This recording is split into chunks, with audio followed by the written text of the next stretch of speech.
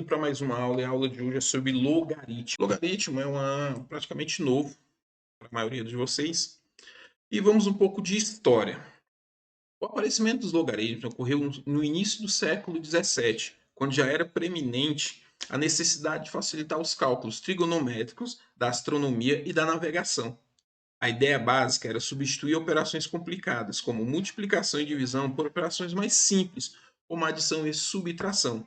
Então, o logaritmo é relativamente novo, ele surgiu no século XVII e ele veio para facilitar os cálculos, então não deve ser mais complicado. Os primeiros inventores dos logaritmos foram o suíço e o escocês John Napier, cujos trabalhos foram produzidos independentemente um do outro. Bom, vamos ressaltar que naquela época não existia internet, telefone, né? Então eles não poderiam se comunicar assim, por carta e demorava muito meses para chegar de um lugar ao outro. Então eles produziram trabalhos independentes. Os algoritmos foram reconhecidos como uma invenção realmente extraordinária e teve um impacto decisivo no desenvolvimento científico e tecnológico. O astrônomo Kepler saudou essa invenção como uma bênção e empregou largamente o logaritmo nos cálculos que o levaram a descobrir a sua terceira lei planetária. O que é logaritmo? A grande ideia foi escrever todos os números positivos em forma de potência de 10, ou com uma aproximação dessa potência. Os múltiplos e submúltiplos é de fácil verificação. Por exemplo, 1 é igual a 10 elevado a 0. 10 é igual a 10 elevado a 1. 0,1 é igual a 10 elevado a menos 1. E 0,01 é igual a 10 elevado a menos 2. E assim por diante. Entretanto, na maioria dos casos, ficar difícil encontrar para outros números, como 2, por exemplo, essa potência. Então localizava sua aproximação por falta até a terceira casa decimal. Em 1617, o matemático inglês Henry publicou uma tábua dos logaritmos de 1 até 1000. Então ele pegou, levou tempo e calculou o logaritmo de todos os números de 1 até 1000. Então chamou-se tábua dos logaritmos. Bom, voltamos para um caso difícil, número 2. Em potências de 10, com a ajuda da tábua que o Henry fez, podemos concluir que 2 é igual a 10 elevado a 0,301. Lembrando que é por aproximação. Falamos então que 0,301 é o logaritmo de 2 na base 10. E indicamos dessa maneira: log de 2 na base 10 é igual a 0,301. 0,301 é o log de 2 na base 10. Bom, definição. Sendo A e B números reais e positivos com ar diferente de 1, chama-se logaritmo de B na base A o expoente x, tá? E esse x pertencente aos reais, ao qual se deve elevar a base A, de modo que a potência A elevada a x seja igual a B. Bom, sei que é complicada essa definição, mas trocando em miúdos, é isso aqui que ele quer dizer, ó. O logaritmo de B na base A é igual a x. Quando essa expressão aqui é verdadeira, quer dizer que existe um A elevado a x que é igual a B. E no logaritmo nós temos a seguinte nomenclatura. Ó. O A é a base, certo? Se você reparar aqui, ó, ele é a base da potência também. E existem outras bases. Aqui nós estamos falando da base 10, mas existem todas as outras bases. Existe base 2, base 3, base 4, base 5. Lembrando que o Henry lá fez da base 10. B é o logaritmano e o nosso logaritmano vira a potência.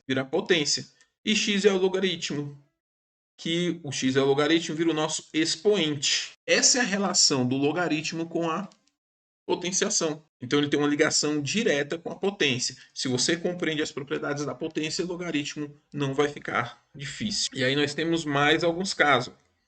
Mas tudo isso tem condições de existência para os logaritmos. A base A ela tem que ser maior que 0 e diferente de 1. E para B, ela tem que ser maior que 0. Então, a base do logaritmano, ou seja, o A, que fica aqui embaixo, ó, tem que ser maior que 0 e diferente de 1. E o B tem que ser maior que 0. Exatamente por isso aqui, ó. Porque se eu tenho, por exemplo, se eu falar para você que existe um log de 8 na base 2 igual a 0, eu estou afirmando, então, que existe um 8 que é igual a 2 elevado a 0. Isso aqui é mentira. Por isso que ele tem que ser maior que 0.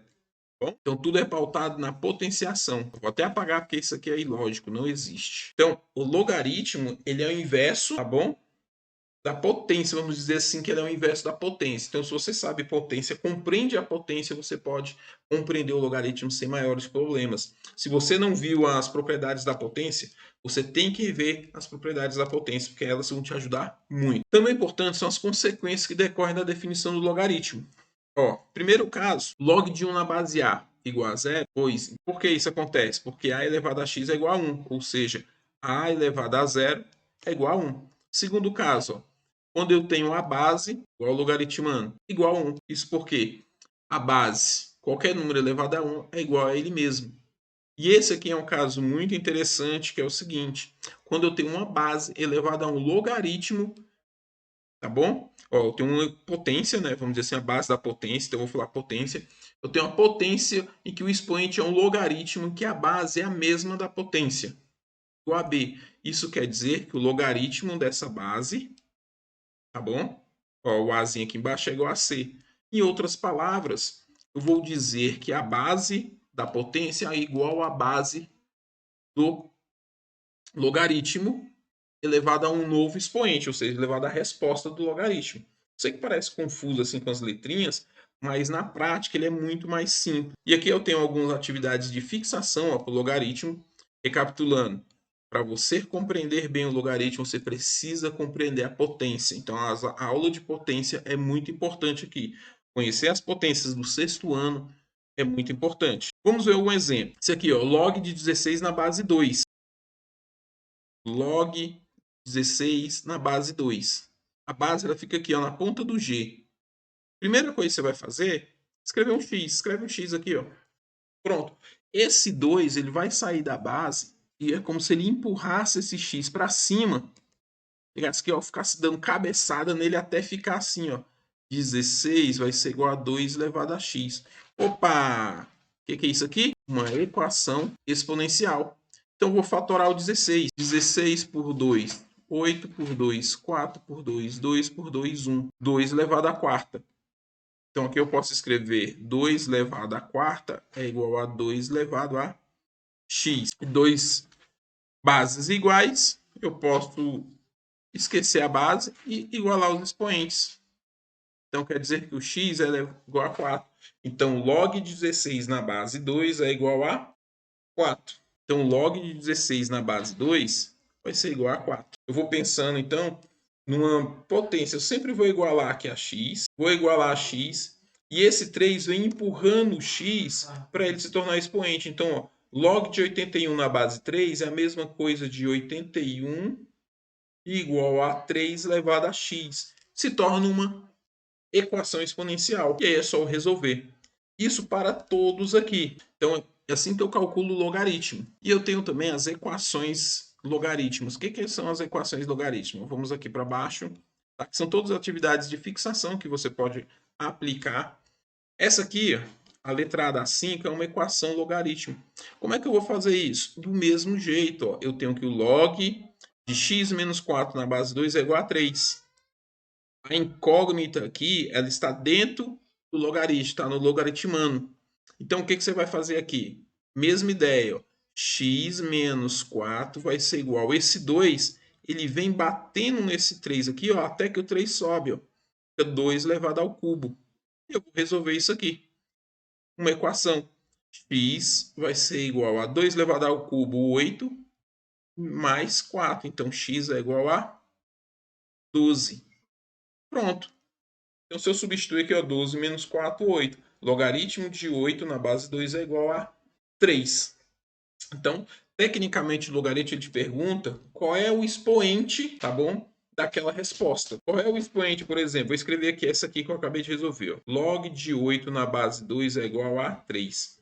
Então, aqui o que está dizendo? Está dizendo que o 3 é o expoente em que o 2 é elevado para ter a resposta igual a 8. Então, quando eu escrevo ó, log de 8 na base 2 é igual a x. Eu estou te perguntando qual é o expoente em que eu tenho que elevar o 2 para que a resposta seja 8. Então, é como se você estivesse desfazendo uma potenciação. Por isso, a importância das propriedades também da potenciação. Tá bom? Então, essa é a nossa aula de hoje, entender logaritmo e resolver aqui logaritmo básico. Então, até a próxima aula. Vamos praticar, hein, gente? Tchau!